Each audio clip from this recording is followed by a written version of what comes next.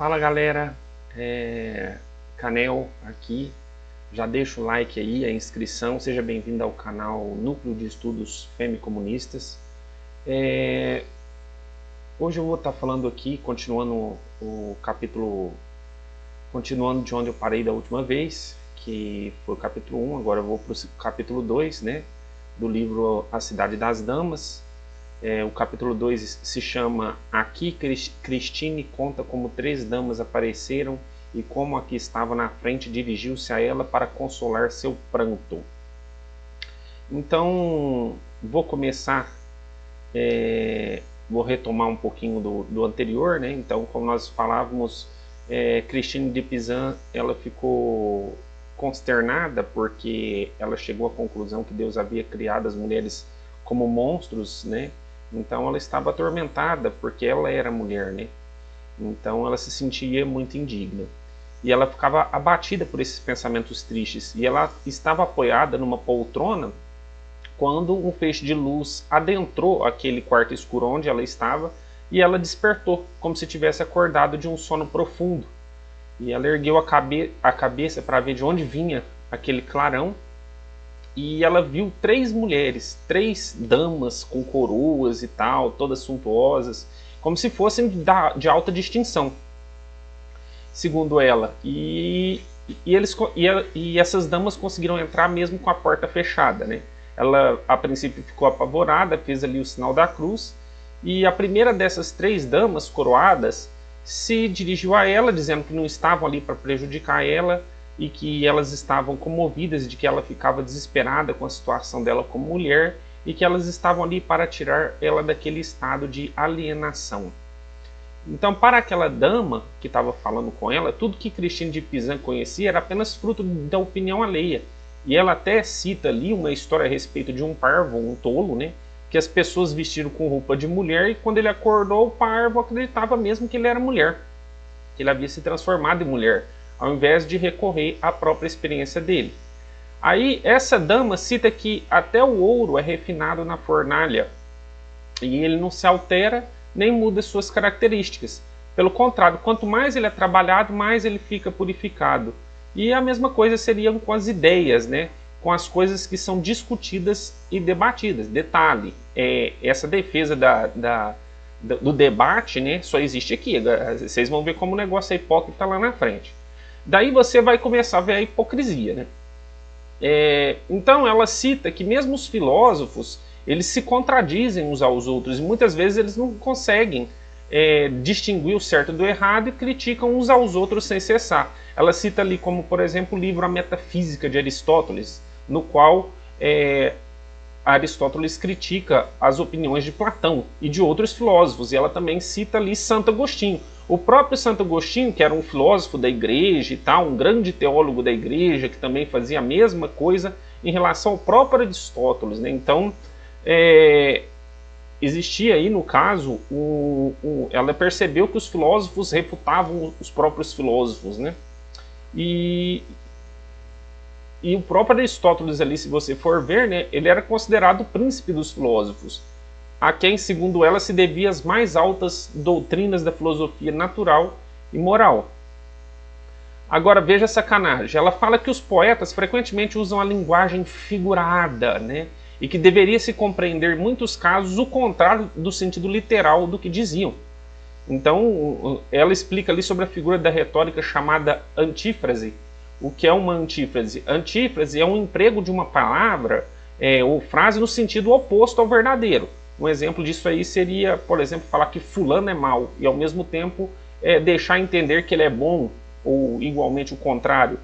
E aí é interessante, né, como essa suposta dama espiritual, vamos chamar assim, ela cita a obra do Mateolo, que nós comentamos e que foi a obra do Mateolo que levou a Christine a esses questionamentos. Então essa suposta dama cita a obra do Mateolo e diz que talvez ele tivesse a intenção de dizer aquilo, né? E que todo o mal que ele dizia, na verdade, era o bem, né? Então, na verdade, ele não estava falando mal das mulheres, ele estava falando o bem das mulheres. E aí, daí que você já vê que não tinha o menor sentido, né? Essa dama espiritual chegar e falar isso. Ela, na verdade, se usou do subterfúgio da religião para introduzir as ideias dela própria num livro, né? O que, se você for parar para pensar, então aí é que tá, né? Porque o que dizem de Platão e tal, quem que foi Sócrates e tal, a galera, tem uma galera aí que fala, né, que Sócrates na verdade foi uma invenção de Platão. Então, quer dizer, talvez ela tenha se inspirado nessas histórias de invenções, né? Para dizer que fulano não existiu, mas alguém criou um personagem que fez sucesso. Ela, de certo, talvez percebeu isso, né? E ela fez isso, a mesma coisa. Ela criou um personagem que ela achou que fez sucesso. E é interessante aqui que ela diz que o Mateolo, ele realizava ali no livro dele uma diátribe, que era uma crítica feroz contra o casamento. E aí ela sai em defesa do casamento, segundo ela, ali é um estado digno, santo, de acordo com as leis de Deus. E que, na verdade, a intenção dele, segundo ela, era procurar atribuir à mulher todos os males. E aí ela cita uma outra obra, falando como se fosse todos os autores tivessem uma conspiração contra a pobre vítima mulher. Em particular, o autor do livro chamado Romance de la Rosa, que na época gozava de um crédito muito maior. Esse Romance de la Rose, ou Romance da Rosa, é um poema narrativo francês escrito por Guillaume de Lorris no final do século XIII e continuado por Jean de Meun no século XIV. O problema é esse poema aí é uma alegoria, né, complexa sobre o amor cortês e outros temas relacionados, com um enfoque significativo na experiência amorosa. Então, observem, né, cara, que naquela época, apesar de toda a censura, existia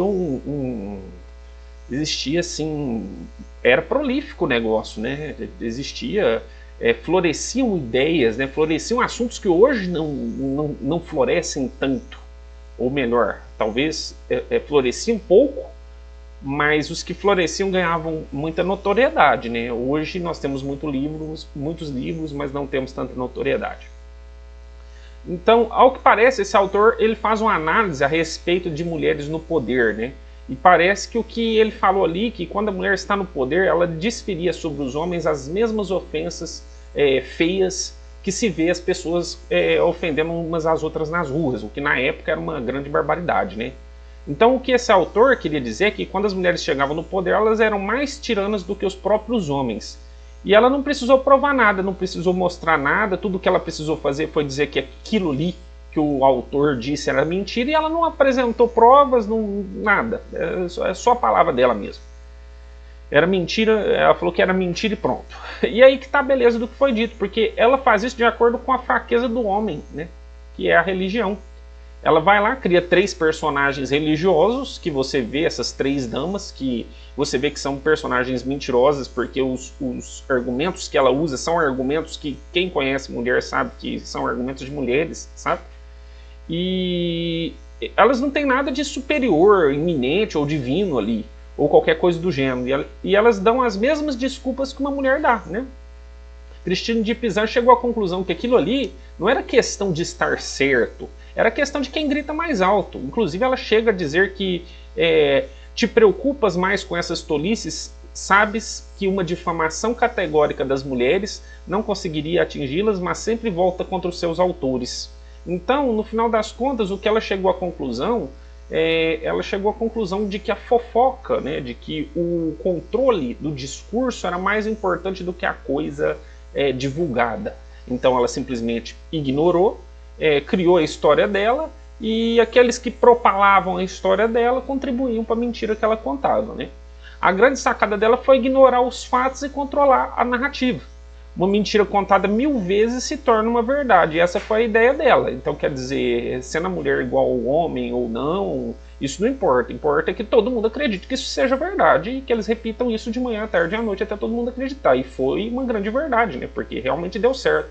E é por isso que eu falo que essa é uma das grandes conclusões a respeito desse livro, por isso a importância da gente ler ele, porque ele se trata, vamos dizer assim, que Christine de Pizan foi uma grande estratega da comunicação da guerra.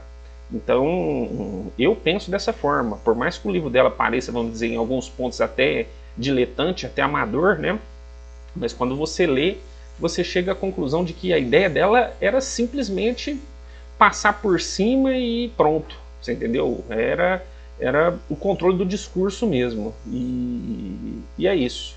Então esse é o resumo do segundo capítulo de Cidade das Damas. Se você gostou, você dá um like aí, dá um joinha, faz um comentário no canal. Assim que possível eu vou estar trazendo o capítulo 3. Cuidado aí nos comentários, né? Tem uma galerinha aí que não respeita as pessoas. A gente infelizmente tem que encontrar e acabar impedindo que essas pessoas façam mal a outras, né?